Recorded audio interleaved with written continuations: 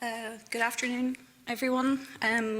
It's great to be here. Thank you very much to Bryony for extending an invitation to speak today, and to all of the conference organisers. It's been a fantastic day so far and really enlightening, and I think very encouraging and timely, the conversations that we're having around Ireland and its role in the colonial project. So,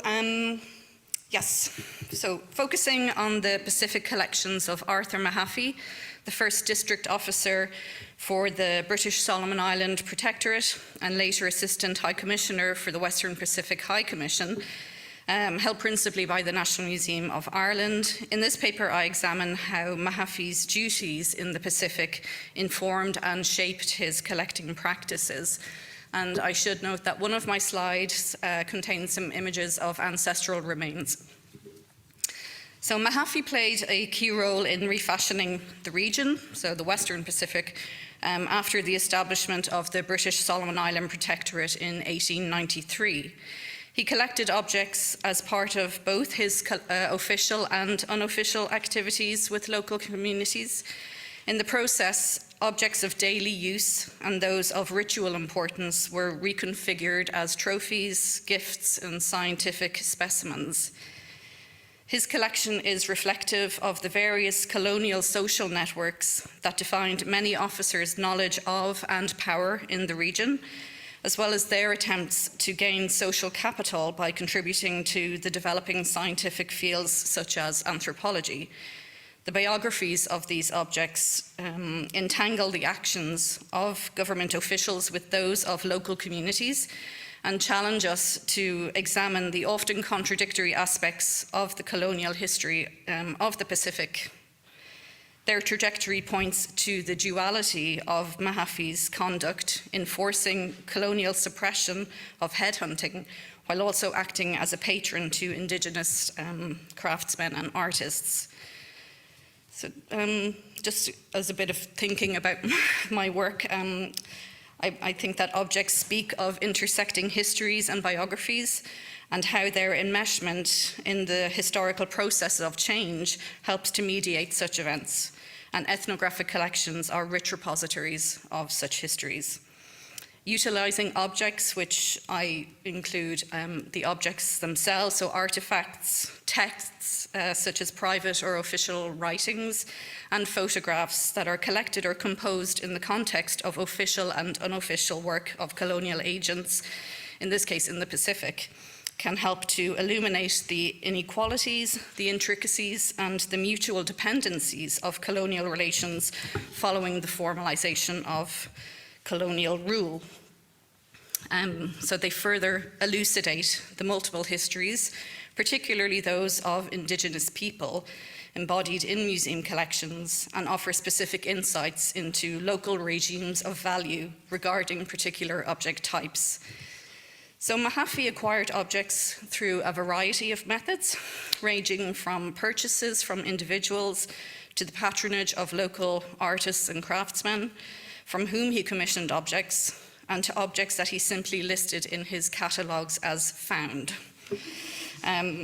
He also removed objects from sacred, restricted, or taboo sites, such as burial grounds, while also punitive raids became opportunities to target specific objects that were generally withheld from sale or trade by their Indigenous owners. And this slide just gives you a little breakdown of some of the information that's contained in Mahaffy's catalogues. So collecting was something that he engaged in as soon as he arrived in the Pacific and throughout his career. The Mahaffy collection comprises 530 objects, of which 519 are in the museum in Ireland. There's some also in the Pitt Rivers and one in Australia. Reflective of the amount of time that he spent in the Solomons, 65% of his overall collection comes from there. He wrote an introductory text and also 2 catalogues, which cover about 60% of his collection. And in them he provides varying levels of information on how he got the objects and from whom. And the acquisition details only covers 310 objects. So Mahaffey was born in Howth, County Dublin in 1869, and as Rachel mentioned, was the son of John Pentland and Frances Mahaffey, the eldest son. He was initially educated in Marlborough College and Magdalen College in Oxford, and entered Trinity College Dublin in 1889, where he obtained a BA and later an MA. He served as second lieutenant with the 1st Battalion of the Royal Munster Fusiliers, based in the Curragh in County Kildare for several years, before he applied to join the Colonial Office.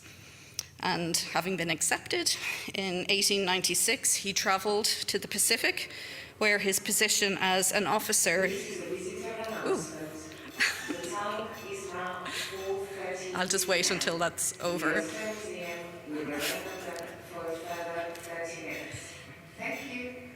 Thank you. It's good to know.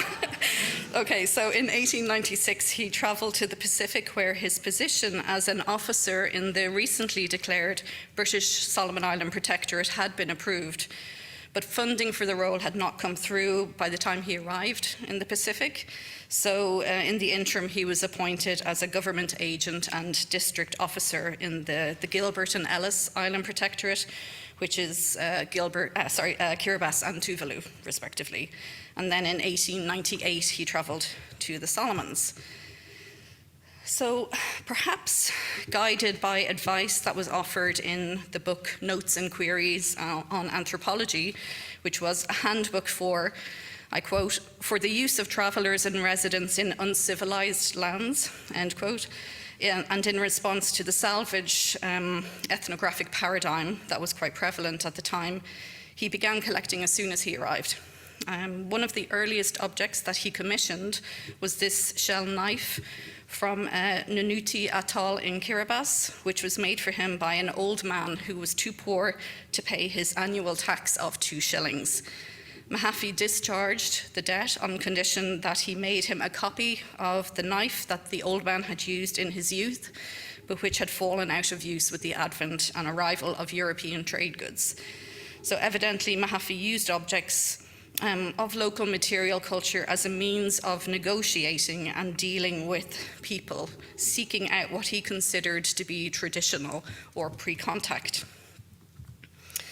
So this is just to help situate you. The rest of the talk will focus on the Solomon Islands, which is in the Western Pacific. So when Mahaffey took up his post in the Solomon Islands in 1898, one of the biggest challenges facing resident commissioner Charles Morris Woodford was how to make the protectorate self-sufficient. The region had been declared a protectorate by the British government on the understanding that it was to be entirely self-supporting, so they had no money from the government. Because of this lack of financial support, Woodford had devised a plan for financial independence through taxation on people and ships that were in the region, but primarily by attracting large plantation companies to establish concessions within the group. However, in order to entice developers, Woodford would have to address the issue of headhunting. Without its suppression, plantation settlement would not materialise, and the lands that were most readily available and most suitable for plantation development were in Guadalcanal, which you can see with Honiara, and then in the Western Solomons in the New Georgia region. Guadalcanal did not present any problems in terms of plantation development, but it was a different case in the Western Solomon Islands, which was regarded as British authorities as the home of vilified headhunters. So just to understand the role and significance of headhunting within Western Solomon Island cosmology and economy, it was a cyclical occurrence with religious, social, and economic significance, and helped to consolidate the power of ruling chiefs, and was one of the means through which people attempted to communicate with and access ancestral and spiritual efficacy. It formed part of a wider, interconnected cosmological, political, and ritual system in the Western Solomons, one that included heads, slaves, war canoes, carved objects, skull shrines, and shell valuables. So drawing on his own residence, his previous residence in the Western Solomons, and his understanding of headhunting, Woodford, he had spent quite a portion in the 1880s in the Western Solomons. He planned to destroy all war canoes, or tomoko, which you can see an example of there, on site. So either a complete canoe or one in the process of manufacture, as well as the canoe houses that you can see illustrated as well, ancestral shrines, skull assemblages, and the gardens of those believed to have engaged in raids. The destruction of all of this represented a serious loss, not just to a chief's power and his wealth, but it was a loss for an entire community in both material and spiritual terms, and struck at the very heart of Western Solomon's cosmology and culture. So following his arrival in the Solomon Islands, Mahaffy compiled a report for Woodford on the extent of headhunting in the Western Solomons, and he recommended that it was only by strong, continuous, and consistent repressive measures that any impact could be made on headhunting practices, and so punitive raids basically became the method. Punitive raids had previously been undertaken by the Royal Navy to control and to punish populations in the Solomon Islands and in the wider Pacific, but in the Western Solomons they had little meaningful impact on the practice of headhunting. So having located in 1899 to the island of Gizo in the Western Province, Mahaffy and the police force that he brought with him quickly set to work establishing a rapid response unit, undertaking punitive raids against headhunting raiders or murderers. And these raids presented Mahaffy and the people who accompanied him with opportunities to acquire objects for their collections, particularly those items that were withheld from trade. As an example of such an event, on the 10th of January 1900, Woodford and Mahaffy combined their police forces to undertake a punitive raid on 2 neighbouring islands in the Roviana Lagoon. That was in retaliation for a headhunting attack that had been made on Santa Isabel, one of the neighbouring islands, the previous August. The first village was rushed by the punitive party at dawn, and one of the instigators of the previous year's attack was killed, but the remaining villagers escaped. The village's canoes were destroyed, and the police were then allowed to take what they wanted from the houses. And Woodford included this looting in his various reports to the High Commissioner without receiving any censure or feedback from them. So it was obviously something that was not spoken about, but received approval or sanction from the Colonial Office. And in his catalogue, one of his first catalogue called the Catalogue Raisonnée, Mahaffy identified 4 objects that were taken as part of the loot during this raid. This includes a bakia, a bareke, which are 2 different types of shell valuables, and 2 whale's teeth that were embellished, as you can see here, with small discs, smaller shell discs, some red cloth, and some twine. And red is a very significant and sacred color in the Pacific. So in doing so, on the shell valuable, on one of them, he inscribed his name, or his initial A, and the name of the village, Nuzarua, and the date. So in doing so, Mahaffy transformed and personalized his newly acquired object into a memento or a souvenir, a tangible reminder of his first official raid that he had led in the Solomon Islands, and obviously very much personalized it. He noted that the whale's teeth were regarded with the greatest reverence by villagers, and in a separate entry in the same catalogue, I think, for 2 Fijian ceremonial teeth, he noted that in the Solomons, these teeth are enormously valued in the villages I have raided, the first thing my police look for are these teeth, and the loss of them to a community is one of the heaviest punishments that can be inflicted upon it. So, as with the plan, both his and Woodford's plan to disrupt headhunting activities and the power systems that they fed into, Mahaffy understood that by targeting and removing specific valuables, he could similarly disrupt the cosmological beliefs of the local people, while also undermining the local chief's power over his people. So it was always very deliberate. The punitive expedition on the same day in January 1900 continued to the second island, where the large Tomoko, which is a war canoe, was used the large Tomoko that had been used in the previous year's attack, and still blood-stained, apparently, from the heads that were taken in it, was seized and brought back to Gizo, so back to Mahaffy's base. Due to budgetary limitations, no government vessel had been made available to Mahaffy to facilitate his work. He was instead obliged to rely upon captured Tomoko as his means of transportation around the Western Province, and also to undertake punitive raids in. So in this way, Tomoko took on another dimension within his work. They were appropriated physically and symbolically. They served a practical purpose, offering an effective and rapid means of transportation around the province, but they also embodied the very cultural institution that he was attempting to eradicate. And apparently he accumulated quite a collection that he had confiscated from various communities around the Western Solomons, which he kept in his own canoe house and on the beach near his residence. So several visitors noted his collection of confiscated war canoes. But while in the Western Solomons, Mahaffy established collecting and patronage relationships with various indigenous craftspeople.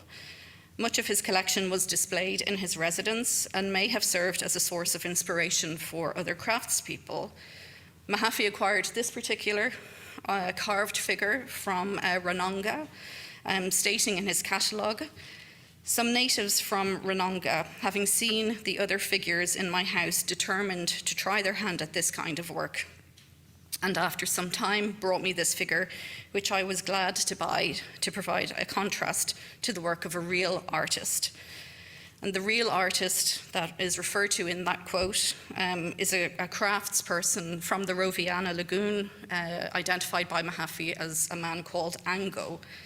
And it's very rare in ethnographic discussions to actually have the name of a craftsperson, so it's quite important. There's very little known currently about Ango, but Mahaffy evidently established quite a close patronage relationship with him, acquiring 9 objects, including a model of a war canoe that I'll show you in a minute, complete with crew, and 4 carved figures, 2 of which are presently unaccounted in the NMI collection. So in his catalogue, Mahaffy stated that as an artist, Ango was entirely self-taught, doing all his work from living models which he posed himself. Mahaffy wrote that Ango was a mere savage who had never left his home or seen any work by European craftsmen. And in putting the words mere savage in inverted commas, perhaps Mahaffy was suggesting that he recognized Western and colonialist perceptions of the savage other, which Indigenous people were frequently subjected to, and wished to imply that Ango and his works surpassed such boundaries. That is not clear at present, but Indigenous people living in early colonial Solomon Islands did not exist in a vacuum. They were well acquainted with Western modes of drawing, illustration, and photography, as they were with Western goods. And Ango would have been well familiar with Western art styles, which could have influenced the objects that he created for Mahaffy and others. He did create works for other people. Several of the objects that he made include these 2 figures to wooden carvings that demonstrate a degree of naturalism and realism that is not usually noted in Western Solomon's objects. Ango here depicts local people engaged in everyday activities, wearing local dress and ornamentation. The male figure that you can see on the left wears a shell cap on his forehead, and he does have a tiny little shell cap. It's really remarkable. Carved with representations of shell armbands, and his face has been incised to depict the custom of painting white lime marks on the face. Mahaffy stated that this figure depicted a man engaged in a dance, which forms the most important part of the feasts so popular among these people. Mahaffy stated that the female figure that was recently displayed in the Oceania exhibition in London and Paris shows the patterns of scarification that was used in the New Georgia region.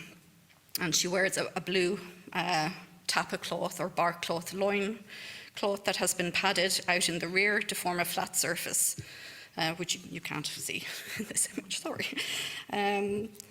But this is a really remarkable object. So made in 1902, the model Tomoko, 2 minutes, okay, is an accurate representation of a fully decorated plank-built, shell-inlaid Western Solomon Island canoe, complete with the sculptural and decorative elements that would have afforded a real Tomoko protection on a voyage, including the prow and stern carvings, and here are just some examples of the miniature crew and the accoutrements that they carried with them.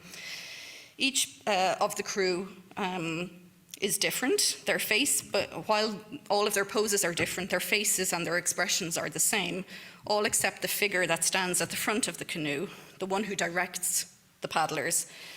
According to Mahaffy, this is a portrait of a chief called Belangana from Simbo Island, located to the northwest of New Georgia. And in 1898, Mahaffy had actually arrested Belangana on headhunting and kidnapping charges, and he served 2 years in jail for that.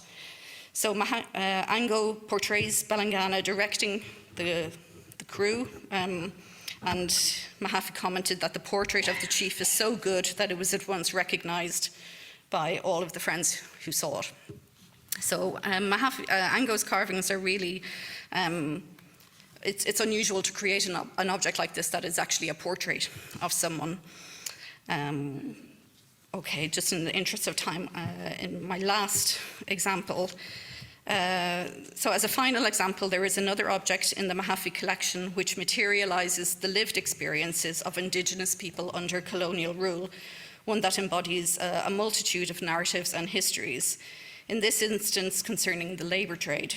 It's a small and at first not very interesting looking semicircular block of wood. It's a tally stick that was kept by Indigenous laborers who worked on a plantation in the Solomons. The laborers made a notch along one edge for each lunar month that they worked, which they counted by new moons. According to Mahaffy's catalogue, the contract they had with the plantation was for calendar months, and an ensuing misunderstanding led to the court case in which the laborers produced this tally stick to show that they had been kept over their contract time, and so it became an object of evidence. There's some damage to it, so it's hard to say how many notches are actually represented on it. But through the act of carving these notches, the owners of the stick inscribed their labor, their servitude, and their agency into it. Here a piece of wood is transformed into an Indigenous work record. It is an object whose significance Indigenous people could understand and utilize in their defense. The outcome of the court case is unclear, but within this one object we have a representation of the unequal relations that existed between Indigenous labourers and protectorate-sanctioned plantation owners. It's also an example of how Indigenous labourers offered forms of resistance to them, and through the Mahaffy catalogue entry for this object, maybe traces of the Indigenous countersign can be read. Deeply rooted in colonisation and born out of Irish and Anglo-Irish participation in British imperialism and empire creation, collections such as Mahaffy's sit on that uncomfortable ground, that liminal space that materialises Irish complicity in the colonial project. As challenging as that is, it is a legacy that needs to be acknowledged, reconciled with, and addressed. Perhaps that collective discomfort around Ireland's and Irish roles in colonisation has contributed, along with issues of financial resources, to the ethnographic collections in the National Museum of Ireland being somewhat underutilised, undisplayed, and occasionally inaccessible to researchers and the public over the last few decades. The Mahaffey collection is just one example of the myriad of histories, varied narratives, and cross-cultural encounters and interactions that are located within ethnographic collections. Many ethnographic and world culture museums are in the process of finding new ways of working with their collections, including prioritising Indigenous perspectives and knowledges with regards to the documentation, care, management, and display of collections. Within these conversations, reconciliation, repatriation, and restitution have important roles to play. And re-engaging with ethnographic collections and engaging with international diaspora now living across the island of Ireland, whose heritage and histories are embodied within them, can lead to collaborative, shared, perhaps, and more balanced and equitable futures for such collections. So, thank you.